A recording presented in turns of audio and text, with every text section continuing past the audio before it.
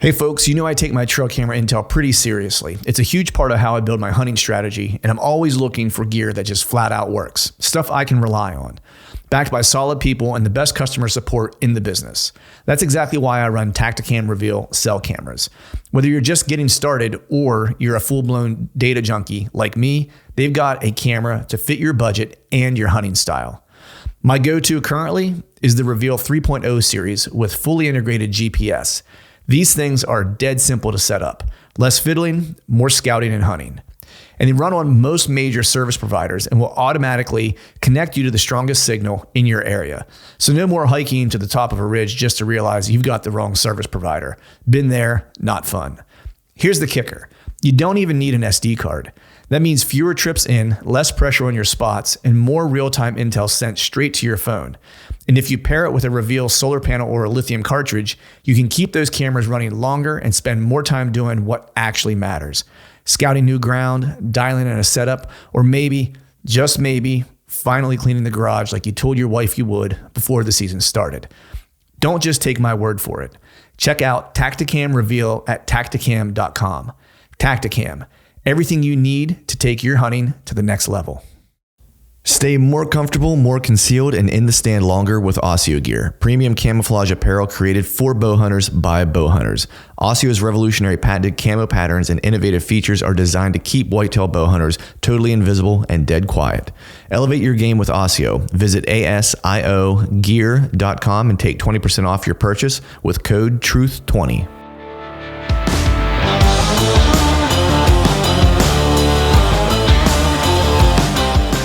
Welcome to the Truth from Stand Deer Hunting Podcast, brought to you by Tacticam Reveal Cellular Cameras. I'm your host, Clint Campbell, and you're listening to episode number 456. Today, I'm joined by my buddy Alex Chopp from Latitude Outdoors to talk adaptability and the mindset that kills bucks. So stay tuned. All right. What is up, everyone? Happy Wednesday to you. Hope you're doing well. Hope you are feeling fine. In my book, fall is officially here, because college football started and the temperatures were cool. So nobody can tell me any different at this point. Fall is here. Buddies are out hunting. Deer are starting to show up on camera, like in some areas where I had, cameras set up that were more long-term cameras, not necessarily summer cameras. Deer are starting to migrate into those areas like they should be at this time of year. And things are just kind of getting right, and I'm getting excited. Got a couple more chores to do that I need to knock out. I'll probably make a quick kind of trail camera pull in North Peace one of these days. I'm not sure exactly when I'm going to get to do it.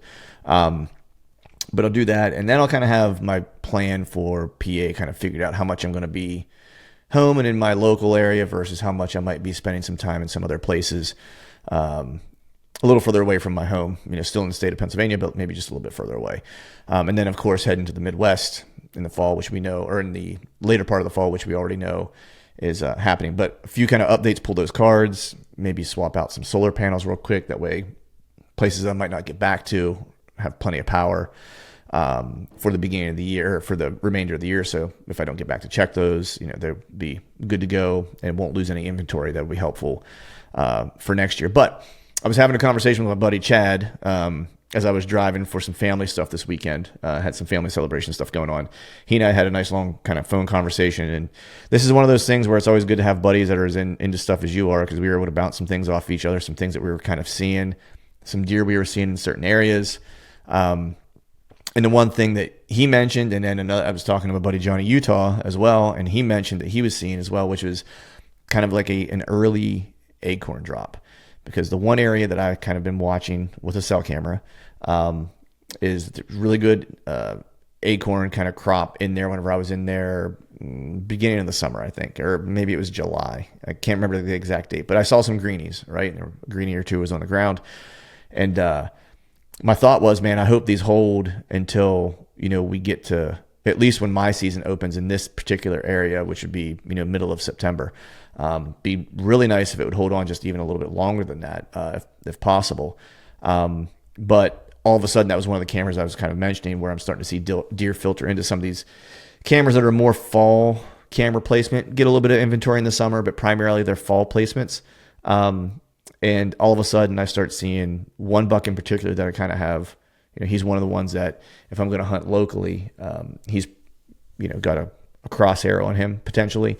And a couple other bucks, kind of coming through with some consistency. And so the one thing I kind of thought, I was like, I wonder if we got a little bit of an early drop in this particular area because, it's been, the temperature's been getting cooler, but we've also not had a whole lot of rain. So things have kind of dried up, trees start to try to save themselves a little bit, maybe drop their mast a little bit early to preserve the tree itself and things like that. And so I was talking to Chad and he was seeing the same thing I was talking to my buddy John, and he kind of saw the same thing, at least an area that he's going to be hunting in a different state. And so we've kind of, my suspicion is that area has dropped, and probably like in my general area, just in general, is probably seeing some of that. And so this is one of the things I talked about in the trail camera series that I did, is that when you see things that are happening with your trail cameras, you just don't take it as like the deer are here and just leave it alone. You kind of think about what is making this happen when you don't anticipate deer being there quite as consistent this time of year as maybe you would expect later in the year. And my hypothesis is that those acorns are dropping. That doesn't mean that spot's a bust. I need to actually get in there, use that intel from the camera to say, I need to go in and investigate and see what's actually happening so I know what my hunt plan is, right? Because initially I was like, man, if those drop, I could probably get 2 really good hunting sessions out of that, or 2 different times a year that spot will probably really work, which one would be earlier season whenever all those acorns are dropping. And then it actually really sets up really nice for like a late October, early November kind of rut situation as well. So I thought maybe I'd get 2 bites at the apple potentially, right?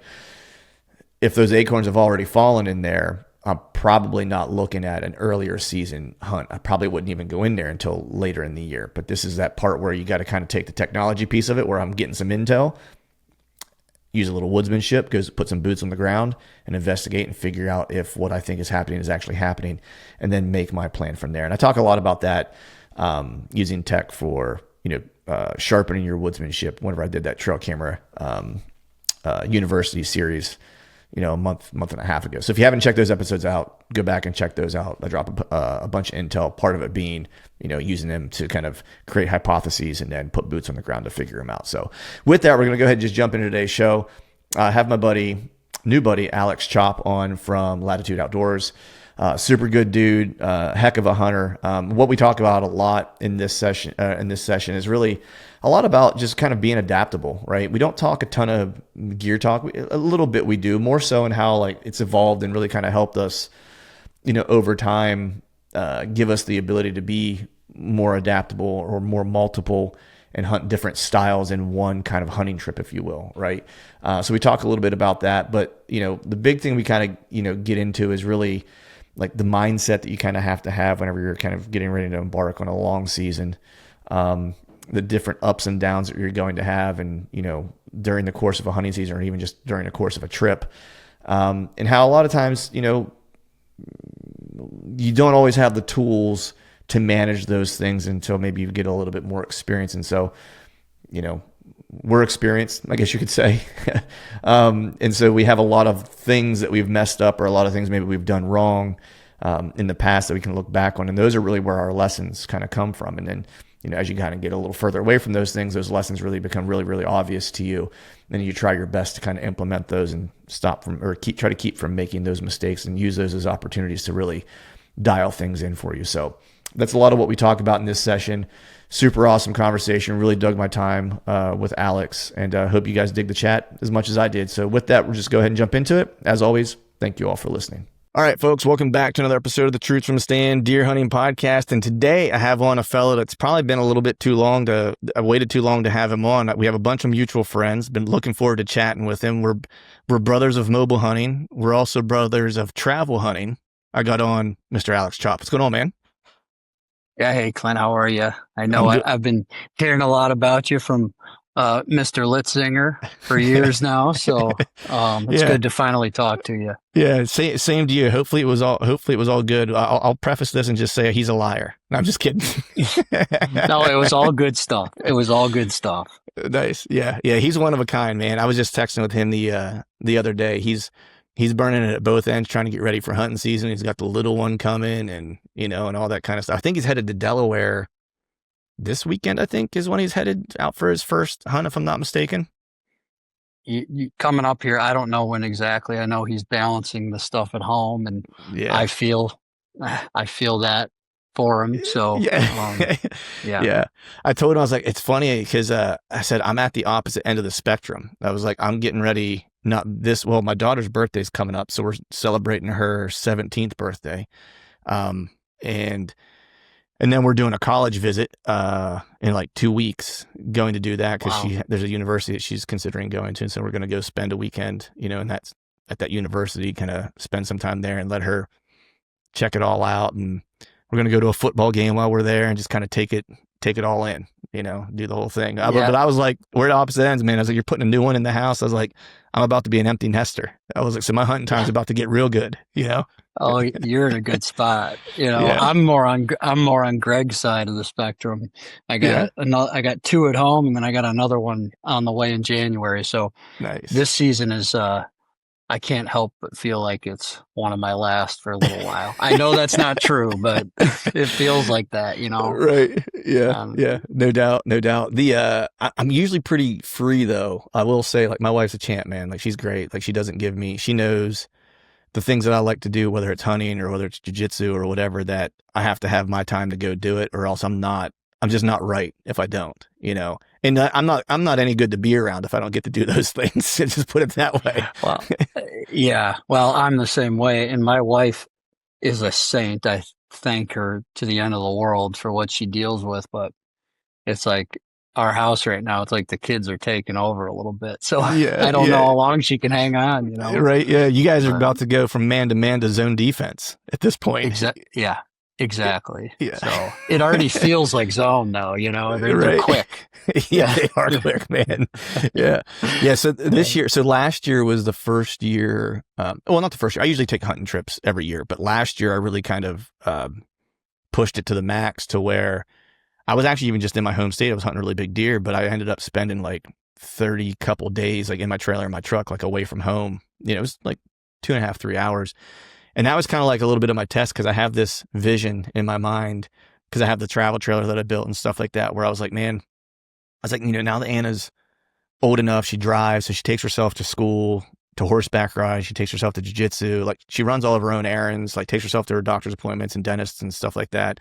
So I'm like, we don't really do that stuff anymore. I was like, so, last year was kind of like my test of like, all right, if I go away for like extended periods of time consistently, like, is it cool, or is there like a problem? And it was cool. So this year I was like, let's see if we can maybe, I'm headed to the Midwest, to the plains, this year. And I was like, I think I'm going to leave and get out there like the last week of October. Cause usually I get there and I'm there for like the first 2 weeks of November, but I was like, I wonder if I can just like work and hunt from my trailer, because I have Starlink. I was like, the last week of October, I was like, and then if I don't kill anything, like in those 3 weeks, take 2 weeks of vacation, I was like, then maybe stay till like Thanksgiving and just work and hunt that last like week and a half.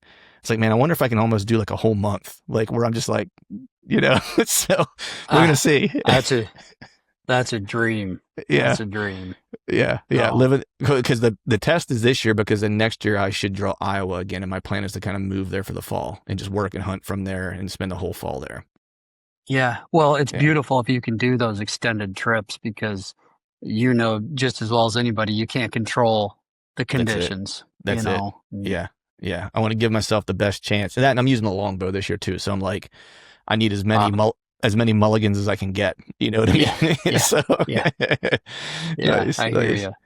But man, before we jump into things full force, we've already started, cutting it up on hunting in general. But I want to just get to know you a little bit about your background and stuff like that. So, I mean, I know you're founder, owner of Latitude, right? So I know that background of you.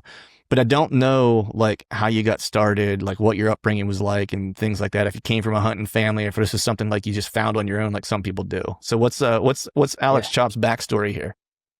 Yeah. So I was very fortunate to grow up in a house that was very focused on hunting. It was my dad. I only have one brother. He's 4 years younger. Ironically, he doesn't care about hunting at all. But I was blessed with the hunting and fishing bug, and I had the dad who that's what we did in our free time. So Right. and he to go a little bit further with that, he was also a mobile public land hunter. Mm, So I've actually never really known any other style, mhm, whether that's good or bad, but that's how I was brought up. mhm, And his family's from the UP, so they're just Upper Peninsula of Michigan, mhm, and there's just endless public land. Now, style wise, they were doing things differently back 40 years, but again, they were doing a lot of it was a similar cover ground process of mhm. elimination type of deal. And so I'm thankful for my dad every day because I don't know what I'd do without hunting, but Right. yeah. And then, I was always an outdoorsy kid on top Mhm. of that too. Right. I wasn't, my parents didn't actually allow me to play video games, so I was Right. forced to be outside. But man, I had the bug to be in the woods. I even took 2 years off of school and did this outdoors program when I was young, and it was still to this day the best 2 years of school of my life, Nice. obviously. But Right. so yeah, it's always kind of been in my blood, and that's partially environmental with my dad, but I do Mhm. feel like I was always interested from day Right. one. Right. So Now, did you grow up in the UP, or was that just somewhere where you no, and your family kind of went to? Like, did you go there to hunt with your dad, or did you hunt there? Were those like hunting trips, and you hunted more around home? Like, how did that kind of play out? yeah. So when I was born in the Lower Peninsula, and my dad would take his hunting trips up north, and the way it worked out is, when I was 5, 6 years old, he would take me up there scouting. He didn't let Mm, me hunt at that mhm. age. Obviously, I'm not Right. hunting at that age. Right. Um, but he would take me up there every year to scout. And then what actually ended up happening is when I got old enough to hunt, his hunting tapered off because we had, sports. We were big into big sports family and my Hmm. brother. And so we were doing more things more locally. And actually, when I was old enough to start driving, right, I took what I learned from him scouting wise, and I just got after it. And a Hmm. lot of that was done in the Lower Peninsula. Right. Um, but those Yeah. scouting trips, that's what introduced me to the whole world of hunting. Right. And the UP, like I know I have a couple buddies that, are from some were from that area, some just spent a lot of time with family in that area.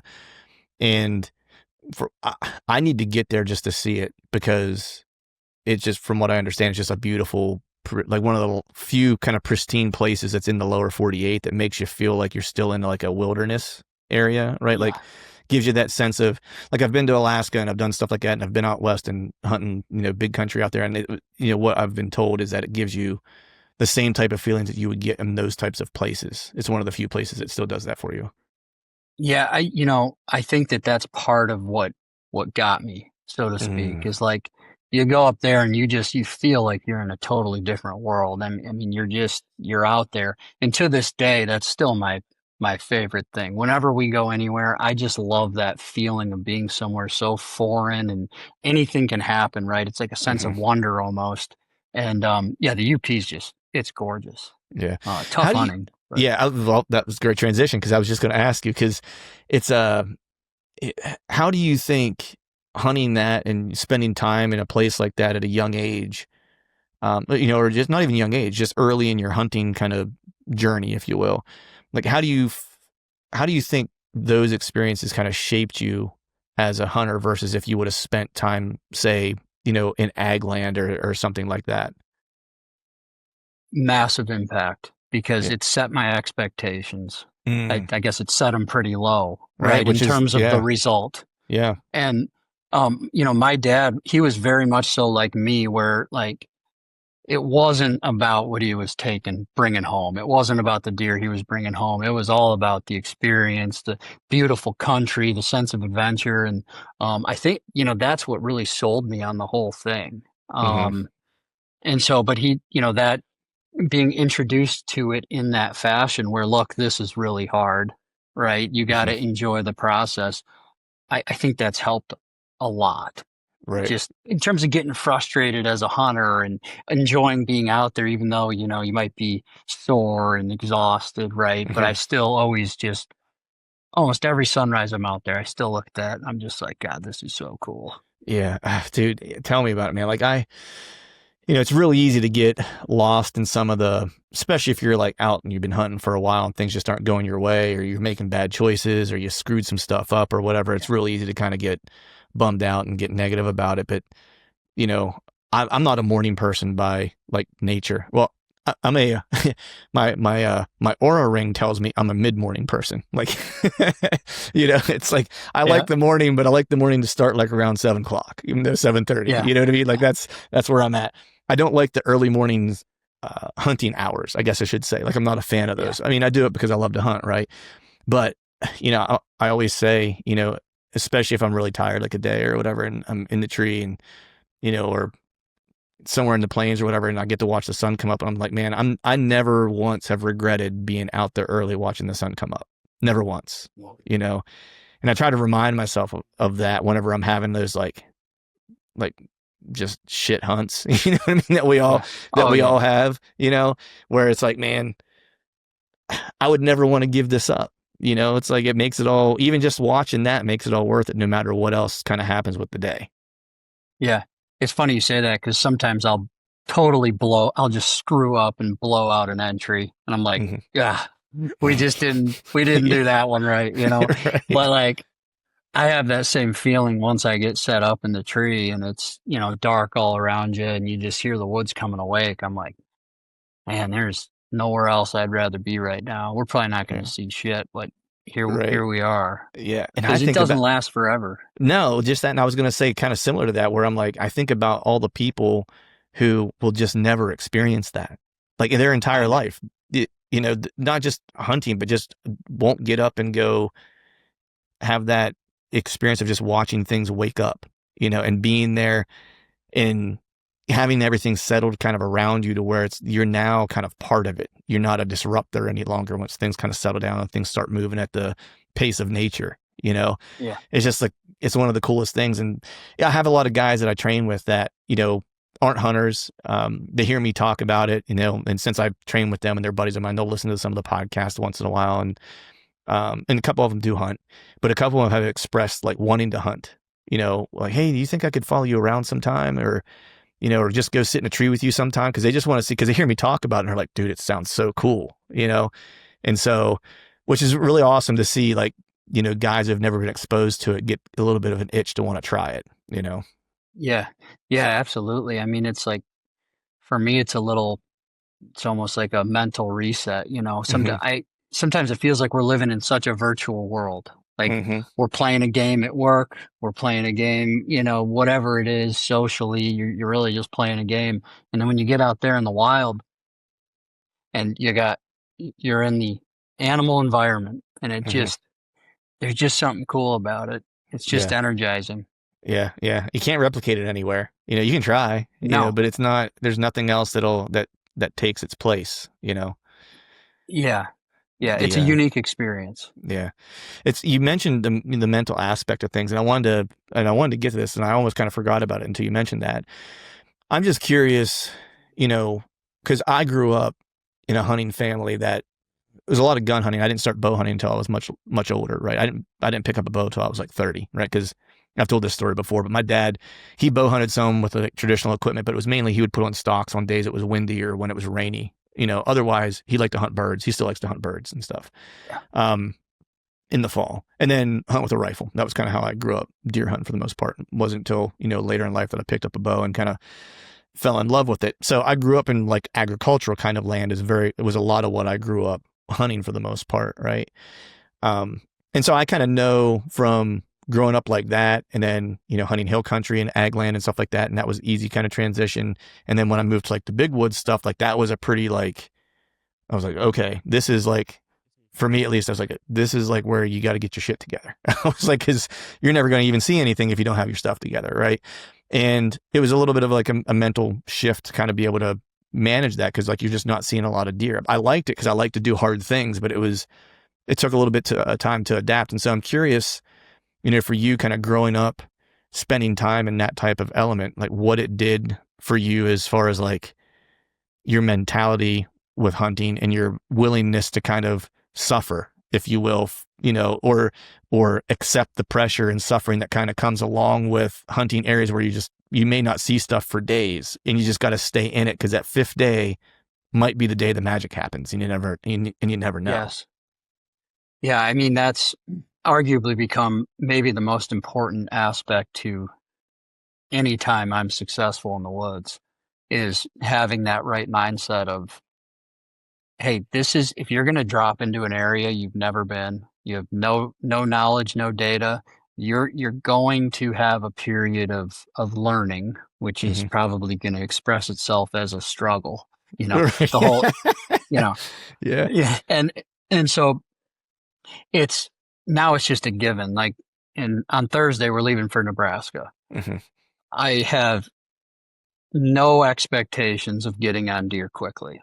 And we're Mm-hmm. going to a totally different area, right? So I know I've already been preparing in my head. I already know that I'm going to have, at a minimum, probably 3 days of like, wow, are there even deer here? Right. Yeah. And Yeah. so it's just an expectations thing. It goes back to the whole UP that was just drilled into me.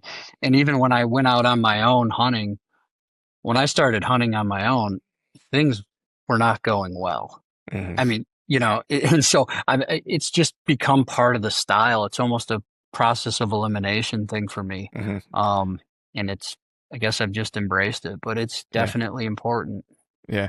Yeah. I mean, I think it's important for people to kind of pick up on, like, regardless of whether it's hunting or anything else, that, the way that you do things, when I say you, I mean anybody, right? The way somebody does things doesn't have to look like the way someone else does it, right? Yes. You kind of have to find the thing that you can do consistently. It's like watching Charles Barkley's golf swing. Looks god awful, right? But he's probably pretty good. You know what I mean? Like, because it's god awful all the time. And he just replicates Yes. it over and over again, right? Like, you find the things that you can repeat that give you the outcomes you're looking for, and then just do them and just try to figure out how you enhance them along the way. Like, that to me is like how you find, like, that's how you find your style, so to speak. If Yeah, does it kind of make sense? that I think that's a fantastic and very important point because I think hunting media can sometimes make it seem like you have to do it this way, Mm-hmm. and that's just not the case. Everybody has different personalities, and certain styles, in my opinion, align with better with certain personalities. For example, I love the kind of winging it approach. It Dude, doesn't bother me. you and I are cut from a very similar cloth, my friend. Yeah, it's like exciting to me. It's Yeah. energetic. But then I got buddies who that drives them insane. They Mm-hmm. they want they want nothing to do with that, right? Like they're why would I hunt if I don't know anything about that place? Which is Right. totally fine. Yeah. It's just a personality thing, and at the end of the day, it's your experience. You can make it whatever you want it to be. That's the special thing about hunting, right? Is it's so personal. It's one of the Right. few things in life that's yours. Yeah. It's your Oh, time in the woods. that's such a good way to put it, man. Uh, It's like one of the few things in life that's absolutely yours. You know. yeah. Um, I'm curious. Did you always kind of have that approach? Like, did you recognize? Like, I guess let me ask it this way: when did you recognize that that was your style? And was there ever a time where you were trying to fit square peg in round hole because you thought you were maybe doing something wrong? Um, I didn't really realize that I didn't have this kind of outlook on all this until probably 5 years ago, Mm, honestly. Um, but if I reflect on the 20 years of doing this, I ended up doing it the same way. And again, I think it's just so driven by my personality. mm-hmm. That's what interests me. That's what gets me up in the morning. The idea of what could be, right? And Mm-hmm. not everybody's like that because a lot of people like, hey, that deer's there. So that gets me up in the morning because I know he's there. For Mm-hmm. me, I don't know what's there, but there could be the best hunt of my life in that Yeah. spot. So Yeah. just difference of personality. But in terms of having this perspective on that, it took me a long time to get that. Mm, And it's just, I think, when you're a young hunter, it can be mm-hmm. a very competitive thing within your hunting community, right?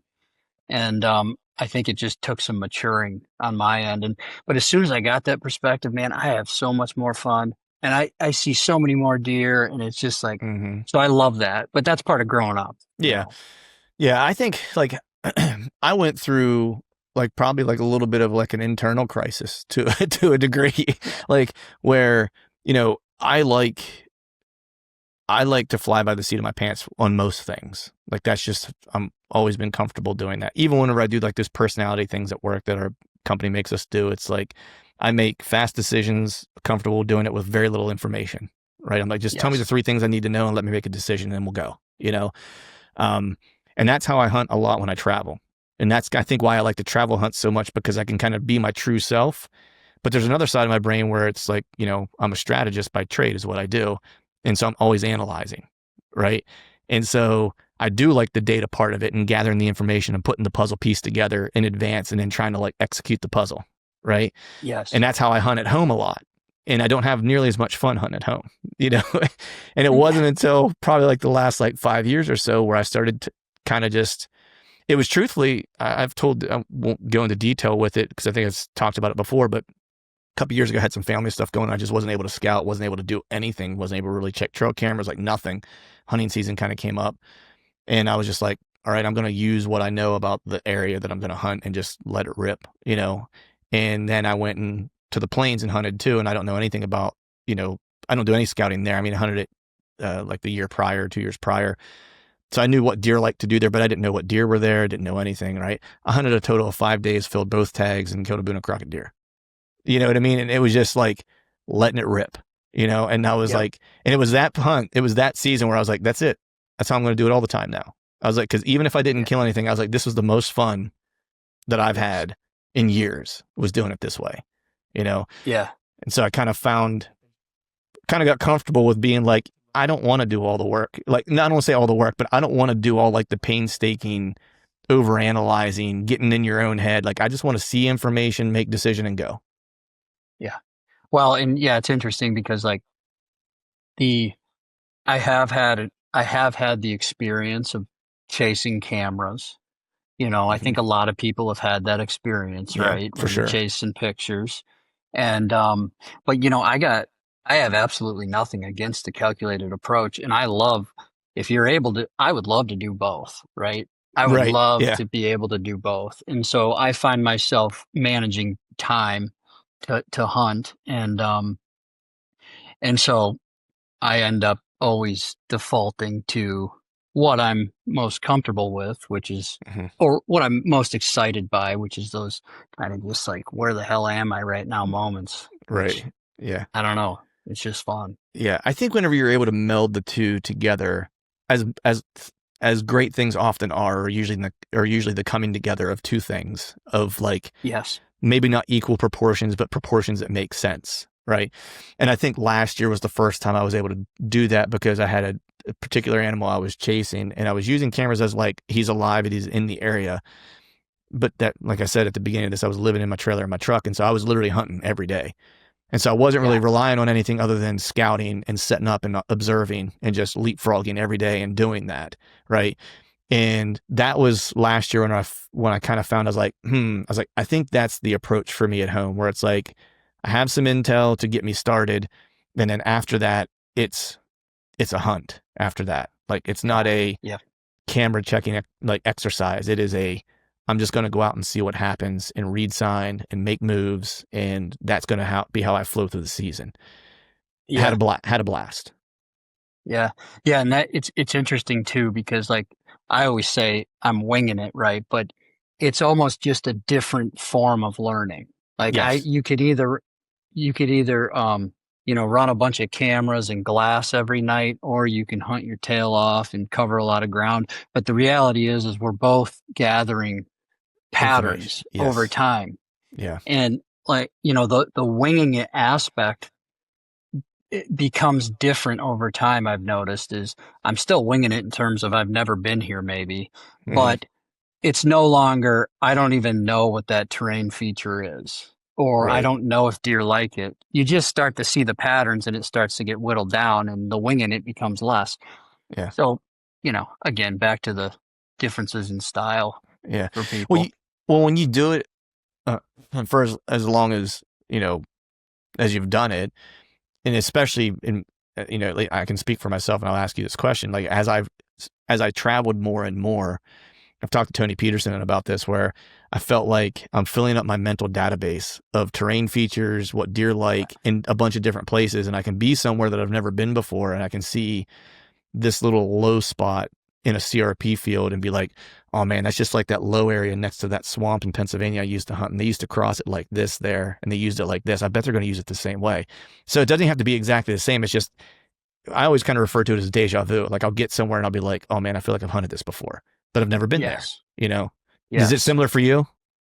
Absolutely. And what's interesting too is, so I always think about now that I've gone out and traveled, right? And then I come home, I notice all the things that I would never look at home. Yeah. Oh man. And Yeah.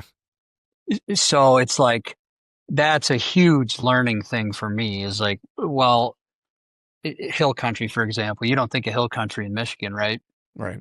But since we've been traveling, I paid a little bit more attention to the hills, and the same patterns exist here in Michigan. Although 15 years ago, I was deep in the swamp every time. Mm-hmm. But they're still using those hills just like they are in hill country. So Yeah. you just there's a lot of cool things you can pick up when you're hunting such a variety of terrain types and Yeah. locations and things like that. Yeah.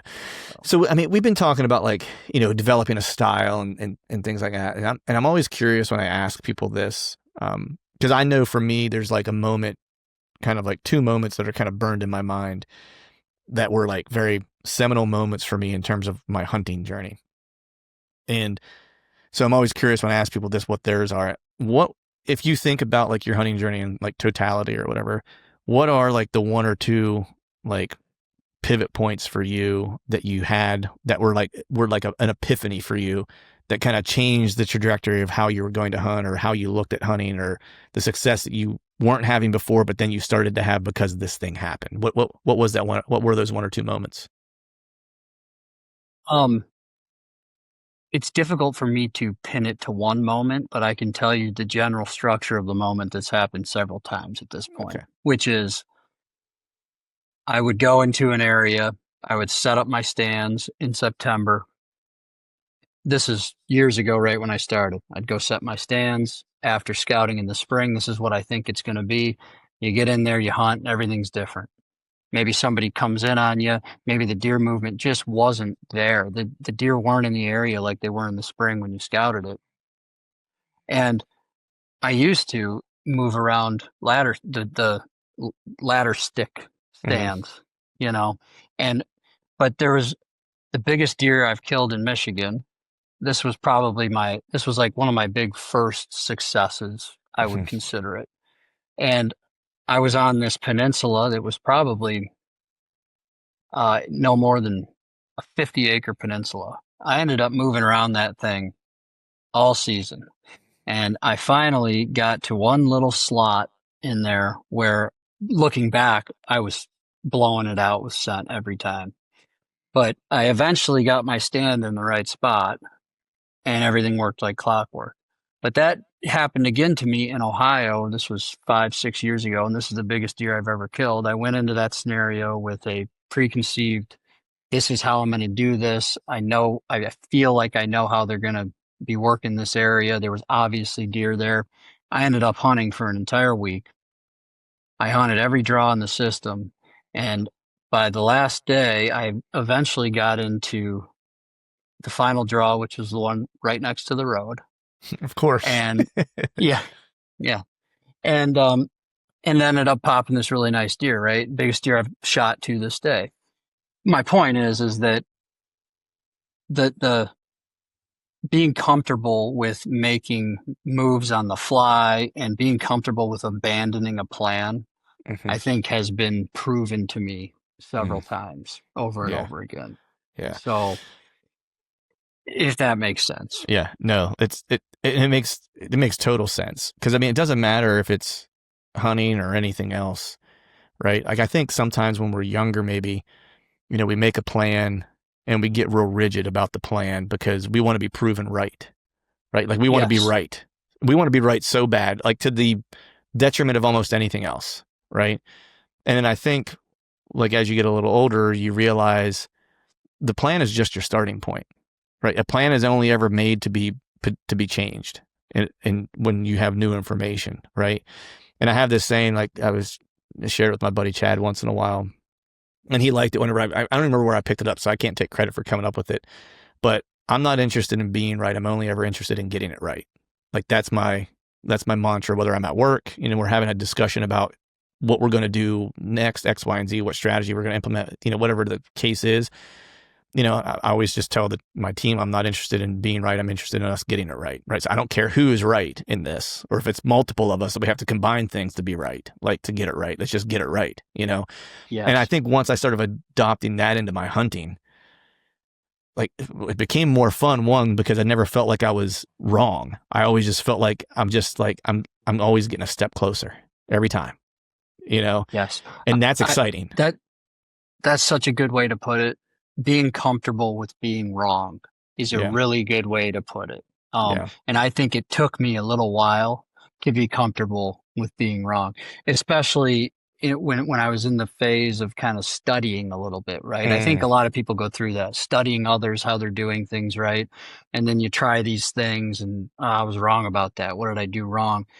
And then you have this feeling, it's almost like an anxiety feeling of mm-hmm. I really don't want to be wrong here. It's like that decision to bail on something that you thought was the right thing to do. For me, that's been the turning point is, Right. and I still don't get this right very, it's still hard, right? Yeah. That decision to, I need to adjust. That's a hard one, especially on a short trip.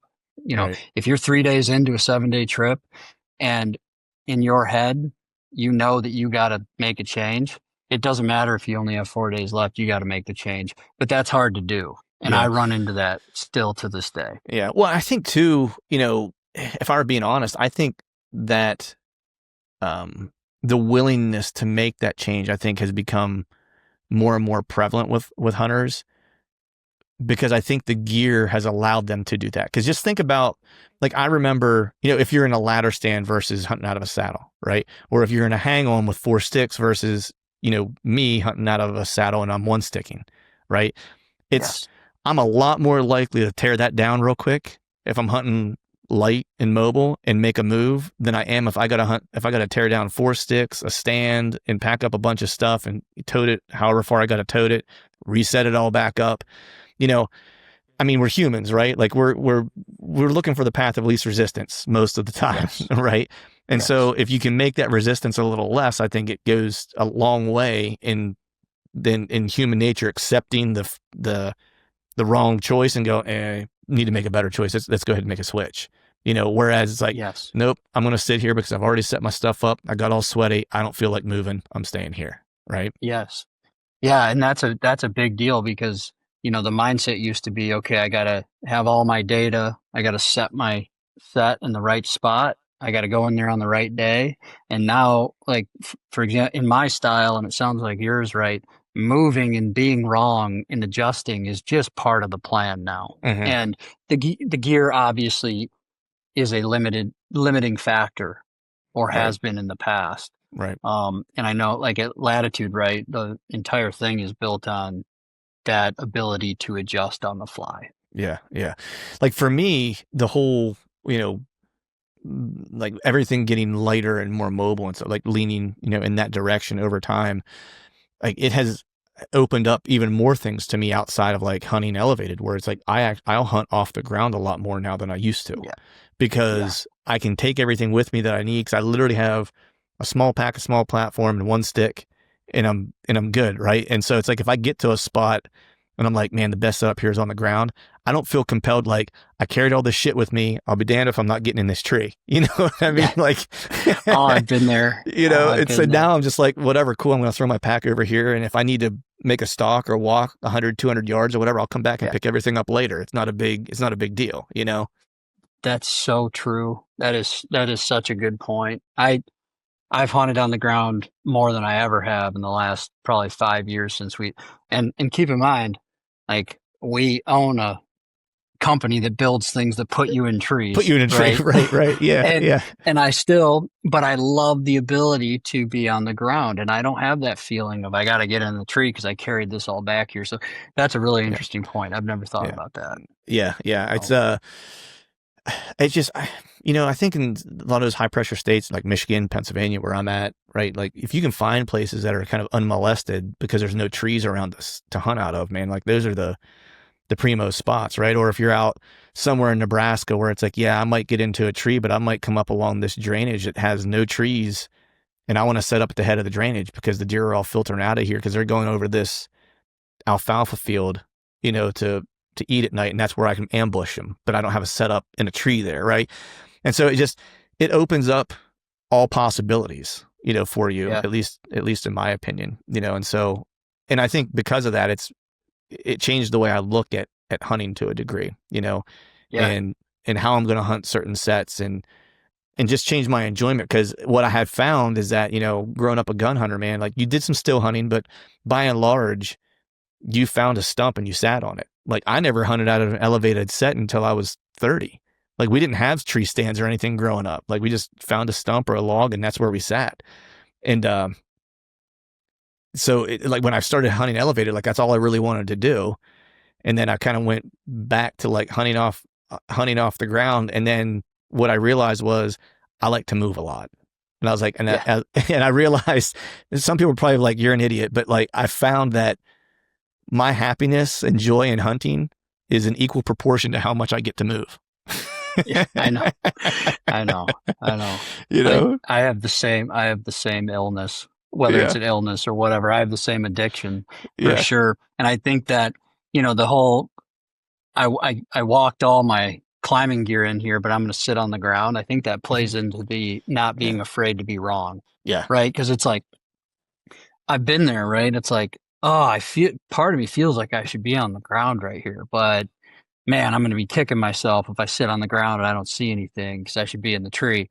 Like getting rid of that for me has been a big step and Yeah. it's opened my world up. Yeah.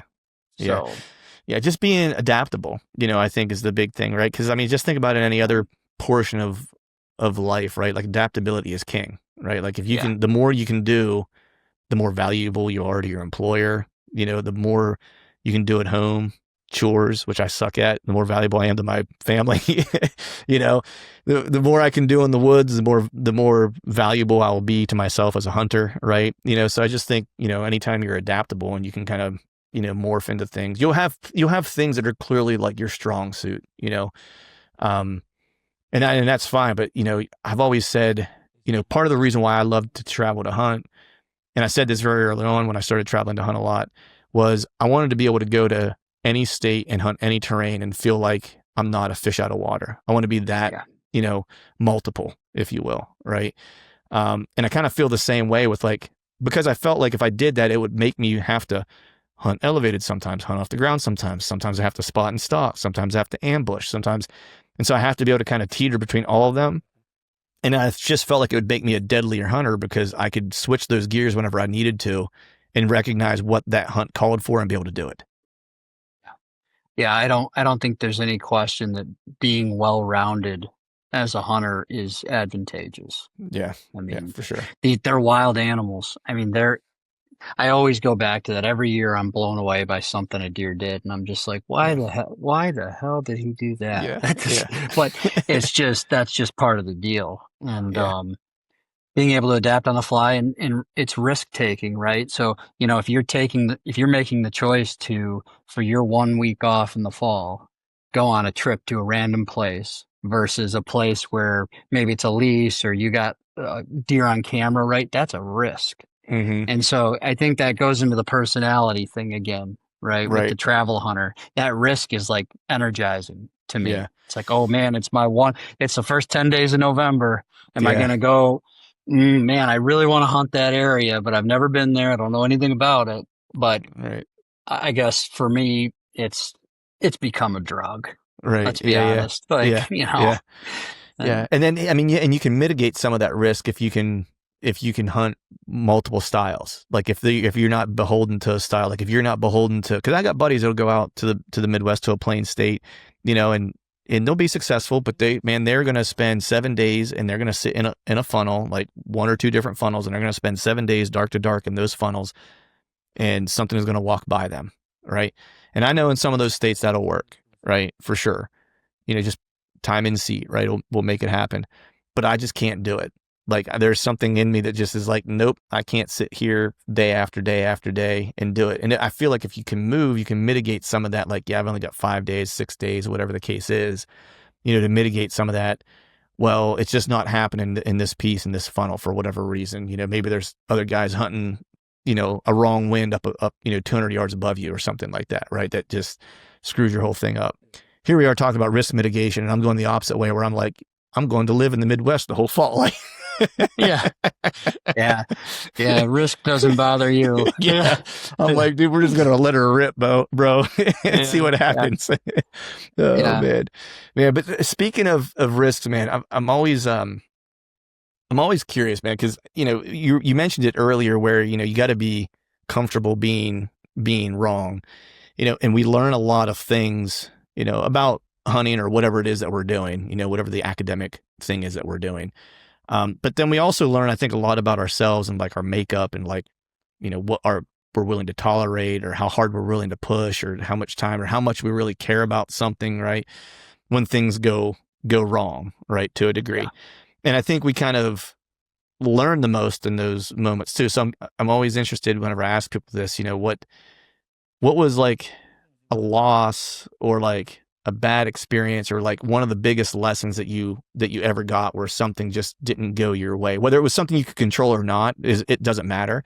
But just the fact that there was like something went sideways, and you walked away going, yeah, that was terrible, but here's what I know now, right? And this won't happen again, or I can mitigate these things going forward. Yeah. I have a million examples of things Yeah, that went right. wrong. Yeah. But I'll give you one from work with Mhm. Latitude. The this would be, wow, going on 4 years ago, 3 years ago. Anyway, when we first were coming out with the carbon climbing sticks, Mhm. we essentially bet the entire company on that project at the Mhm. time because, we're self-funded, right? So this is all our Mhm. personal money. We're still small and growing, and all of a sudden we got to buy the tooling for this new technology. It Mhm. was everything we had. And we got the first two, we had to get the tooling to actually test the product, which is Mhm. why you don't see this product very often because it's a risk. Mhm. And so we got the tooling, got the sticks back, totally failed. No, not viable. Hmm. The whole project done. I'll never forget. We were sitting in my partner Jake's backyard. Me, him, and our other partner Kevin. We were sitting there like little kids in the backyard, sitting in the grass, looking at each other like, "What the fuck are we gonna?" With the stick on the tree, just all fucked up. We're Right. looking at each other like, "Holy shit, this is over." And now we put our heads together. We're like, okay, we got to do something, or this is over. And long story short, I won't go into the details. Long story short, today that the result of that problem is our best product by a mile and a Wow. half. Right. And so again, I could give you 1,000 hunting examples. I make Right. mistakes all the time, Right. but that one is to me, in my head, a like affirmation of Mhm. that whole mindset. Right. Like it's not over until you determine when it's over. Right. And I think about that when I'm hunting Yeah. a lot. Yeah. Um, I love that. I mean, one, I love that you were able to figure it out. So, you know, yeah, me so too. yeah. Thanks. um, but I, I love that, like, for this reason that I'm a big fan of learning lessons, um, and skills in different areas of your life that apply to the things that you're passionate about. Right. So, and I know you're passionate about Latitude, so it wasn't not suggesting that you weren't passionate about that, but you were able to take that lesson and it's also applicable in hunting, right? Where it's like there was something that you learned that is totally applicable to the passions that you have outside. And sometimes I feel like when you give yourself space away from those passions at times is when there are those kind of key gems like illuminate themselves, like where it's like you can search for it all your life. And you'll never see it until you stop looking for it. Right. Yes. And then all of a sudden it's there. And I talk about this some with jujitsu, because for me, it's like I actually became a better hunter when I started doing it, because it gave me time away from the woods where I didn't always feel like I had to be there. And I was learning lessons, didn't know it at the time. But then I realized like a lot of the same principles that I had to learn to get better at that, so people didn't kill me as often anymore, were the same things that I could use in the woods around being calm under pressure, thinking through the problem solving, finding holes in your game. How do you fix this hole in your game, in your hunting game? Like, and just being way more self-aware. And it kind of gives you an ego check too, which is the thing that brings down the barriers to let you learn those lessons. Right. And so that's why I love hearing you kind of tell that story, because it's like, you would be probably, I'll ask you this question. Like my guess would be, and I'm curious if you agree, like you'd probably be a little bit of a different person, and certainly a different hunter, if like that was all smooth sailing and it was just like, boom, we launched the company, shot to the moon, no one challenged, like no problems. Right. Yeah. Yeah. I mean, hunting I see so many parallels between my life and hunting all the time. I mean, in fact, I think they help each other, but hunting helps me a lot in my personal life. Mm-hmm. And so it's kind of the opposite way that you were talking, right? Mm-hmm. But hunting teaches me, it's kind of a comfortable, consequence-free, really, Mm-hmm. way to practice some of these things that are so important in life.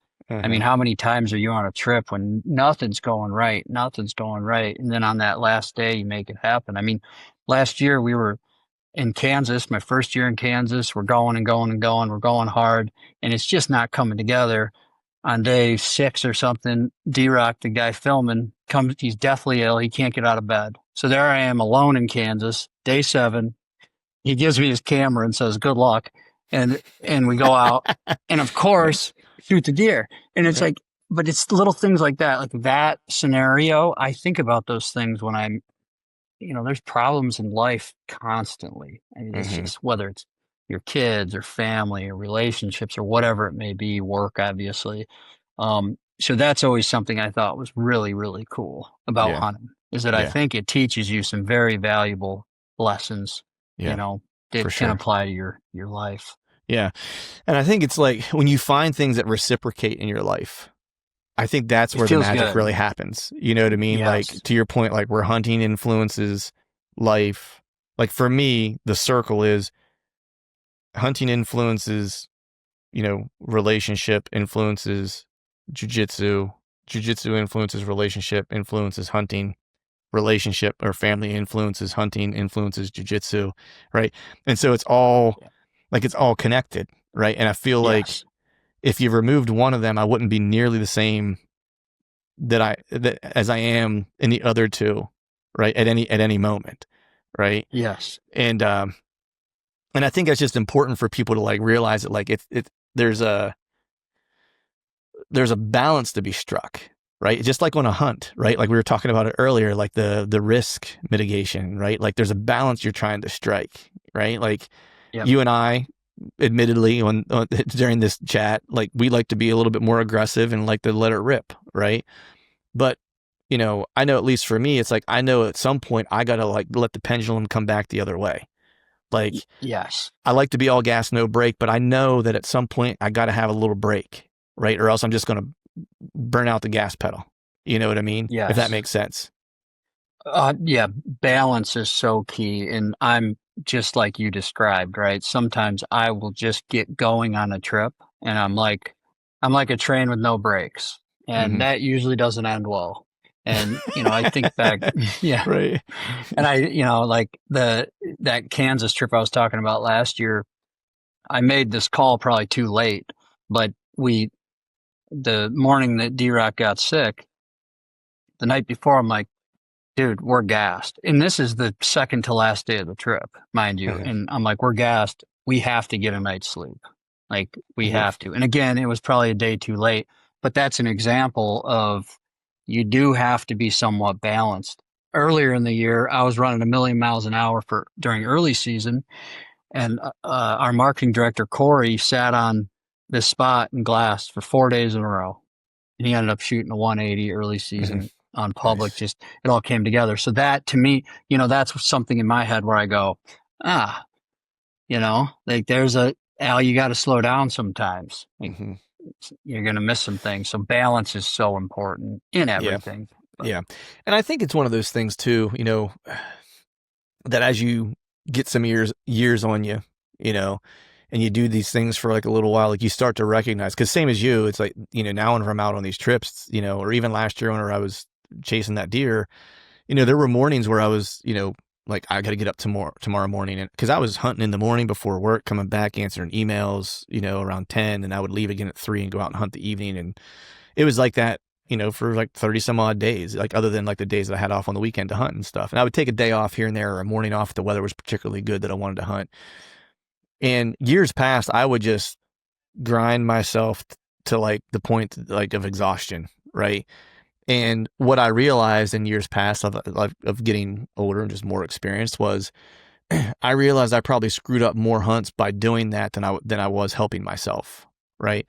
And so last year, as I was getting after it, there were mornings where I was like, I should really go hunt tomorrow morning. I'm like, but like I'm just gassed. Like I'm gonna make mistakes, and if I get an opportunity, like I'm gonna end up, my entry's gonna be shitty. I'm gonna cut a corner somewhere because I'm tired and I just want to get out of the woods to get back to work or whatever. I was like, and I know myself. I'm like, you just need to sleep in tomorrow. You just go out and hunt tomorrow afternoon. You're not gonna, and I would just make that decision, and that would be done. I wouldn't think about it anymore. Like I just make it, and it's like it never happened. Because I think the other part is too is you make the decision and then you spend the rest of the time debating whether or not you made the right decision. I just assume every decision I make is right if I don't know what the consequence was or wasn't. And I just move on with my life. The decision was made. That's a great mindset, right? Like, and I have to work on that in every aspect of my life. I have to work on that. It's hard for me, and I think it's hard for a lot of people, but look, if it happened, you made the decision, whatever the outcome was, it happened. So you might as well just move on. And you don't even know what happened. Worrying about something that you're never going to know is right. Just, anyway, I get caught in that sometimes. So yeah. I hear you. I still do at times, man. There was a book that I read, not to get too heady, but it was, I forget, Corey Muskow, I think was his name or something like that. He's I think his background was like psychology or something like that, but he was like super into meditation. He actually went and lived for like a good while and took a vow of silence for like months and lived with like silent monks for like somewhere in Tibet or some shit. And he wrote a book about like, he was already kind of like into that like mindset stuff prior to that. And that was really kind of like his big, like, I'm going to go all in and see what I discover through like this deep meditation and silence and stuff like that. And what he kind of talked about in the one book, part of the book, and I still remember, it's one of the few things I still remember. It was a really good book in general. I recommend anyone check it out. But the one thing he talked about was like how your mind takes little nuggets of things that you give it and creates scenarios, right? And I'm going to butcher the way he explained it. He was like, but essentially your mind is going to create, a scenario that may have happened in the future, but never will. The scenario that you're currently living, right? And then ultimately the thing that led to it, right? And then I think the fourth one was, and if you let it, it will take all of those essentially and create an entire narrative, an entire book of like from start to finish, right? Yeah. And that until you learn to understand like what your mind is telling you in the moment that it's telling you that of what it is, like you're going to be at its mercy until you figure that part out, right? And so quickly, like, and it even works like when you're stressing at work about like, oh man, my boss is going to be mad at me or whatever the case is, or the wife's going to be mad at me about something. It's like you're creating this whole thing before it's ever even happened, right? Yeah. And your mind's like, you got it planned out to like to the point of your death. You know what I mean? If you let it, And so what I started doing was realizing when that would be happening, like whether it's in hunting or whatever, and I just cut it off. And I'm like, nope, that's not reality because I don't know. Like I'm just making shit up now. right?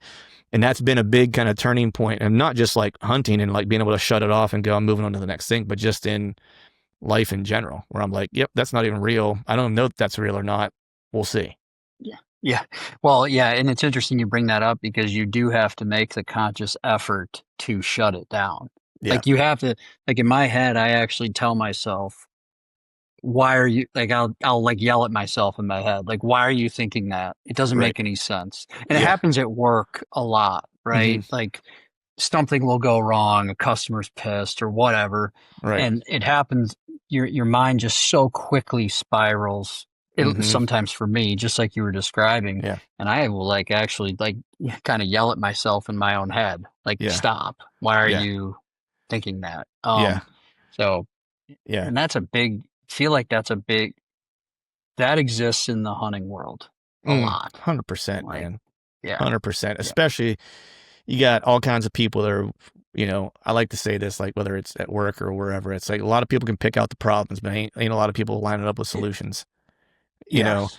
And Yes. that, I feel like that's the way it is. You know, not everybody, I don't want to paint with a broad brush, like, you know, but there's, in every group, you're going to have that, right? Like you're going to have the people who have something to say about everything, and it's usually not ever helpful. Yeah. Yeah. You know? So, People's but yeah. opinions are strong. Yeah, they're Yeah. usually the loudest, right? And it's usually the fewest too. At the end of the Yeah. day, right? It's like it's usually for sure a small group of people that make a large amount of the noise, man. But so, man, you're headed into this season, right? You got, you know, we're getting ready to kick things off. You just mentioned you're getting ready to split to head out to Nebraska.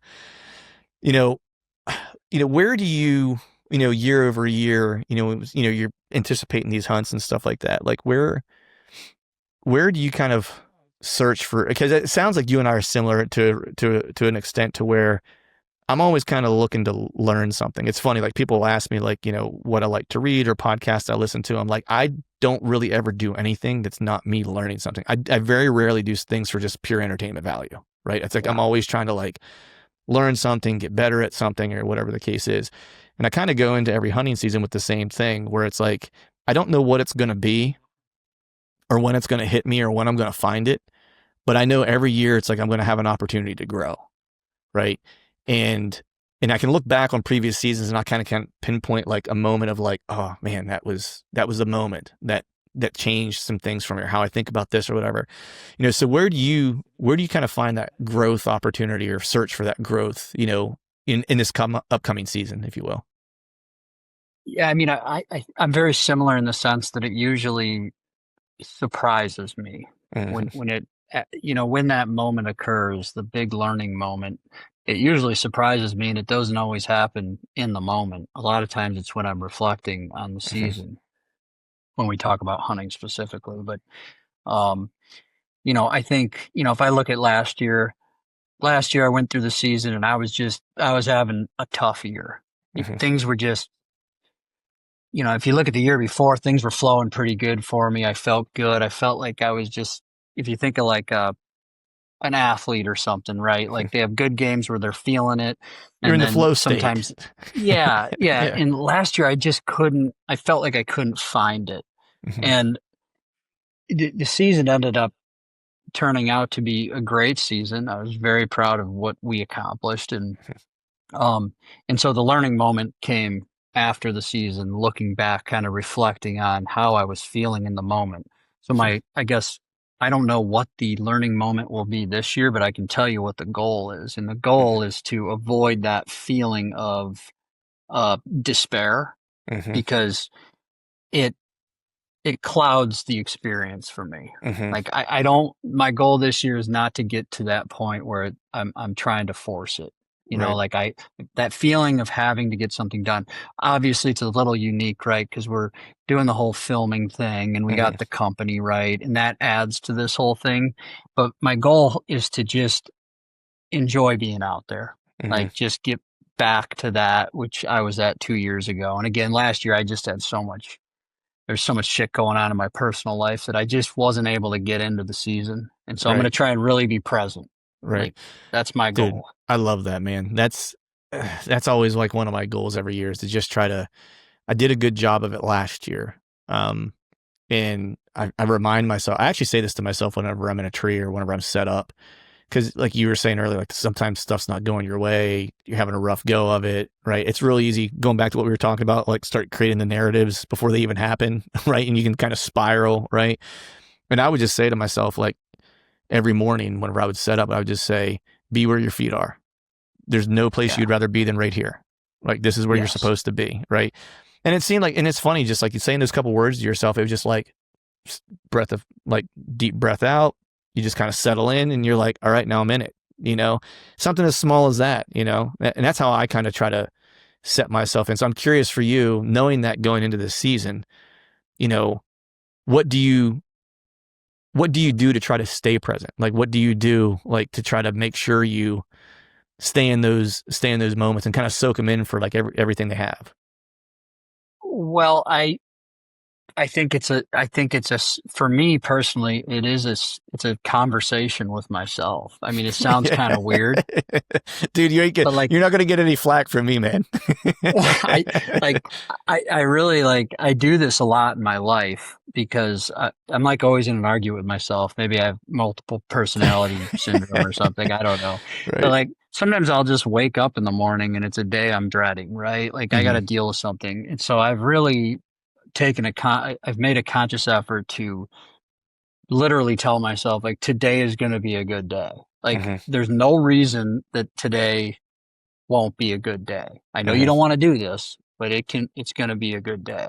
Yeah. And I think that, when we're in the hunting season, I'm going to make a conscious effort to remind myself of that and Mm-hmm. notice it when it's happening. That's my only goal, is to notice it when it's happening before it's too Yes. late, Yeah.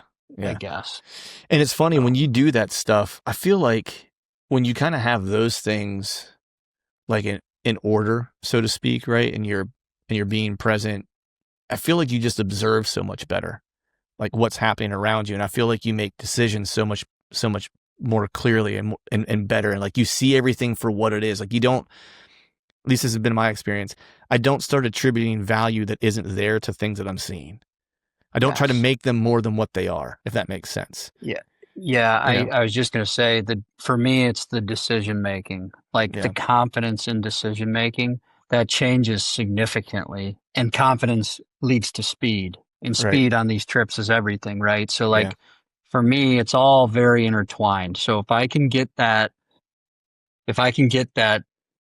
forcing it feeling out of Mm-hmm. my head, which is the goal, Yeah. then my decision making is better. Everything's moving smoother. I'm having a better time. The people around me are having a better time. The whole Mm-hmm. group. It's just, I see it because we hunt in a group a lot, right? Because we got Mm-hmm. multiple guys hunting. We got multiple camera guys. And it's Mm-hmm. interesting when you got a camera guy with you, Mm-hmm. because your attitude directly impacts his attitude and vice versa. Yeah. So, and maybe that's why I'm noticing it a little Right. more, Yeah. right? Like, Yeah. and Yeah. so Yeah. Because anyway, it's a mirror of you, right? That it person can be a is. mirror of you a lot of times. Exactly. Yeah. Yes. That's been really cool. I've been very thankful for that experience, Right. because it's like, I'm like, oh shit, I got to get my stuff together. I got to pick up the energy. We're dragging a little bit. Right. Easier said than done, but Certainly. Yeah. Yeah. It's that's why it's always tricky, man, when people that you hunt with, right? It's like you got to have a good crew. My buddy Chad and I hunt together a fair amount. And more like I'm one of the few people he hunts with, like when we do trips, and he's one of the few people, like he's one of probably three people that I hunt with, like that I do a trip with. And I don't do it very often. I hunt by myself probably like 90% of the time. And the reason being is because we've been on terrible trips together. Our first trip together was like the worst god awful trip you would ever have. And we barely knew each other, and we had a yeah, blast. And that was the moment when we were like, yep, I can hunt with you anytime, anywhere. Right. Because no matter how bad it got, we were both just like, hey, let's let her rip tomorrow. Let's have a good time, you know? yeah, And even though we saw very few deer, we were cold, we were hungry the whole time, we were wet most of the time for like 10 days. It was like, there was a bond over that suck. And we were both like, I could hunt with this dude anywhere, anytime. yeah, yeah. And I think it's just remembering why you're out there. Like, Mm, then for us, it's a little unique because we're doing the series and whatnot, which I'm trying every minute I'm out there to detach myself from that Mm-hmm. because I said from the beginning, the only way I'm doing this is if it doesn't, hunting's so important to me Mm-hmm. personally that, I told myself that as soon as this starts to get into how it is, a Yep. hunting media thing, I'm done. So I Right. fight for that every time I'm out there because that's just how important it is to me. Like I would Yeah. never give it up for anything. Right. I Yeah. really wouldn't. Yeah. So It's a balancing act. Every year I joke that I end up taking a camera with me for probably like the first 4 or 5 hunts. And about the fifth hunt, I'm like, F this thing. Like yeah, it's like I know. I get I tired of know. I did one trip where I had a camera guy with me. Super good dude. And that was enjoyable. You know what I mean? Like that was, but he was also a super good dude. He was a good hunter. Like, and so it was this, we could bounce stuff off of each other. He was good to be around. Like it was all the stuff you were talking about, right? Where it was like, when it was getting kind of, where I was like, oh man, am we doing the right thing? He'd be like, dude, you got it. We're good. He was just like cheerleader. You know what I mean? And, so that was a cool experience, but I totally get what you're saying because, you gotta at times like, he didn't do this to me very often, but once in a while I'd be like, hey, can you pick that up? Or like, hey, tell me what you're looking at. You know what I mean? Like, hey, tell me what you're saying or what you're thinking, because he can tell Yeah, I'm doing something because I'm standing there looking at something. He's like, what are you thinking? And I'm yeah, like, God, just let me think, like, yeah, like, but I'm like, can't you just film this? He's like, yeah, it's not very interesting if you don't say anything. yeah, yeah. Well, it's a weird thing for me too because like I actually believe I'm not one of those people who's like anti-hunting media. Yeah, Obviously, right. I actually believe hunting media like yourself and all the YouTube series that do a good job. Like, I think that that's absolutely crucial for continuing the hunting community. Like, Mm-hmm. young kids, that's how they're being inspired. Like, Yeah. a lot of them don't have the fortune that I had to have a dad who inspired me to hunt. And It's so yes. without the hunting media, we might as well just accept that someday there won't be any hunters. And Yeah. the key is to do it in the right way and make sure that people aren't feeling pressure to Right. be whatever they're watching, Right. and that's what we try and Right. That's the fine line, right? Like getting, and yeah, I mean, it's such a good point that you make with the fact that, we grew up in a, like, I'm trying to figure out how to say it. Our country, if you will, is becoming more and more every year more urbanized, right? Like you're getting more housing developments, or suburban even might be a better way to say it, right? People are still continuing to move to places where there are jobs because there aren't as many jobs in rural areas, right? And so like if you want to make a good living, I'm not saying that this is accurate, right? There's a lot of things people could do to make a good living, but a lot of people will think if I want job opportunities, I got to go to a suburb of like a metro area, or I got to go to the urban area in general, right? And so to your point, you have a lot of kids that are being raised that just don't have exposure to like living on a farm, or even if they don't live on a farm, where they live where there's, a bunch of open country behind their house somewhere they can just go get lost in. Like their dad didn't hunt, their uncle didn't hunt, their grandfather didn't hunt, like whatever the case is. And you're right. Like the only exposure they're getting is what they're seeing on YouTube and listening to on podcasts. yeah, And so the responsibility is immense, for us that are doing it, that we do it the right way, and I think yeah. you guys do a great job. Like your series, everything you guys have put out has been really good. And I thought Oh, thank you. has been done the right way. I thought it's all been like shot well. Like the cinematography of it is good. The story of it is good.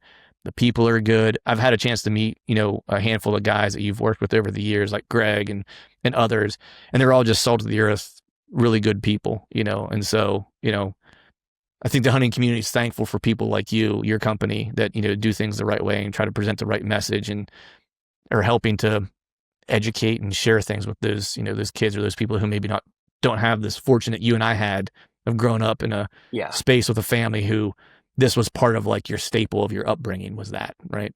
yeah, yeah. Well, thank you, and same to you. And I think and that's Like, for example, that's part of the reason we show things going wrong is That's because it. I think there's a lot of, I talk to a lot of new hunters and people trying to get into it, right? And what I've noticed is that there's this pattern of them getting into it and they go try it and they either totally get their ass kicked Hmm. or they make a mistake, maybe they make a bad shot, all these things that are unfortunate parts of hunting, and it kills it for them very Hmm. quickly. And Hmm. so, these are just the kind of some of the motivations behind what we do with Yeah. the series, and that's where it is a bit of a mental game out there for us Right. because we gotta always keep that in mind and Yeah. be real about it. Otherwise, it's pointless. Yeah. You got to be your So, authentic self when you're doing it. Right. And that's the most compelling part, to be honest. Right. It's like, cause if people wanted to watch deer get killed, there's any number of people who are doing that. Right. Like the things that actually make things watchable, or interesting to watch are the people who are doing it in an authentic way and kind of sharing everything, like all the warts, all the stuff, right? Because that's, yeah. the sausage being made is the most interesting part to a degree. Well, yeah, and it's hard too. Like I can see the progression of how some hunting media comes to be where like at this point, right, we could go out, we could get our nice leases, we could make it very, very easy on Mm-hmm. ourselves. And like internally it is becoming kind of a conversation, right? Because we're spending a lot of money on the show Mm-hmm. and there's a lot of struggle, so to Right. some it's like, what are you guys doing out there, Right. Right. and but I will hold on to that until my last breath, right? Because Mm-hmm. like it's just, I Well, believe it's it's what you important. are, man. It's like you're dyed in the wool. That's what you are, right? It's hard to be something that you're not.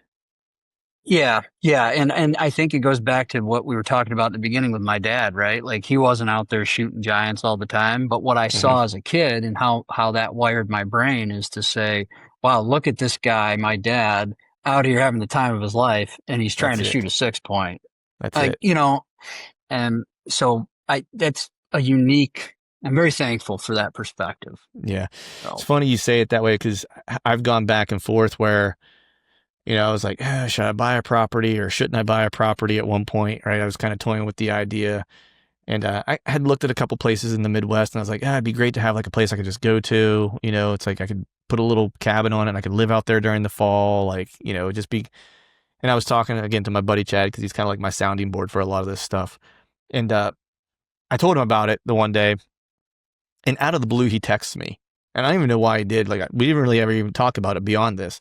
He just texted me and said, he's like, yeah. He's like, that'd be kind of cool if you bought a place in, said state. He's like, but I don't think you'd really be happy there. He was like, I know you pretty well. He's like, you like to experience too much. He's like, I don't think you'd be happy hunting the same 200 acres year over year, you know? And I was like, damn, dude. I was like, you know me too well. I was like, you're 100% right. Like I would get the itch in about 2 years to want to go do something else. And I'd be like, man, why did I mean, obviously investment, not a terrible idea, but for hunting purposes, I was like, yeah, you're right. Like that's not what trips my trigger. What trips my trigger is that I want to go see what's around the next corner. yeah. And for the record, I got nothing against people who do Oh that, no, 100%. If that's your game, dude, like yeah, 100%. and for me, it always just goes back to that new hunter that was me as a kid. That person's always in my head because Yeah. like they have no, there's just nothing. They have no chance, right? Yeah. If they try and be something that just they're not ready to be, Right. Yeah. and then they're never gonna be a passionate hunter. So Right. I always go back to that. Right. Dude, that's such a great perspective. I'm glad we have people like you that have that perspective and think that way, because it's important. Yeah, well, thank you. We'll see if we can make an impact or not, but Right. Well, it's what gets me up in the morning, right. so it makes me happy. So Nice. Awesome, man. Well, I've kept you here about a little over an hour. I want to be sensitive to your time. I know you got family, you got to get ready to go to Nebraska, all that stuff, right? So I want to make sure you got time to take care of the honey-do list and stuff like that. I don't want to be the reason why you're in the doghouse before you leave. So, but before I let you get out of here, let people know where they can find out what's going on with Latitude, what's going on with the content you guys are putting out, and what's going on with the where they can find all the new products you guys have been dropping here this summer. Yeah, so best place for any of the gear is on the website or at our dealers. We have several dealers. There's a dealer locator on the site as well, and they do a fantastic job educating on the product. So I'd highly recommend checking out any Latitude dealers. They're awesome people. And then obviously, Instagram, Facebook, that's a lot of our kind of day-to-day communications. And then the Grit series, which we kind of talked about a little bit here, that's on YouTube. And what is this, the third season? The third season of that'll go out sometime in September, whenever D-Rock says he's done with it. So right, there you go. Yeah, get on it, D-Rock. Still working on his painting. Yeah. Oh no, well he's fantastic, right? But he's an artist, so we got to let him cook. So that's right. That's right. Hey, former musician, I can totally understand. You got to let the creative process it runs at its own pace sometimes. It's all right. Yeah. We can't rush him. We got to give him his space. So, but mid-September-ish, cool. That should be going out. Cool. Awesome, man. Well, I appreciate you coming on, buddy. Best of luck to you this season. Continued success to you and all the boys at Latitude. Appreciate you. And you got an open invite to come back anytime you want, man. Awesome. Thanks a lot. I appreciate you having me. You bet. All right, folks, that is a wrap for today's show. I'd like to thank all of you for listening. And if you haven't yet, please head over to iTunes and leave us a 5-star rating. And be sure to subscribe to the podcast. And hell, while you're at it, head over to YouTube and give us a sub there too. I'd be super appreciative if you do those couple things for me. And before I shut this thing down, I need to give a big shout out to our partners who continue to help us make this podcast possible. Tacticam, Asio Gear, Hawk Optics, Face Off E-Bikes, and Lathrop & Sons Boot Company. And until next time, we'll see y'all.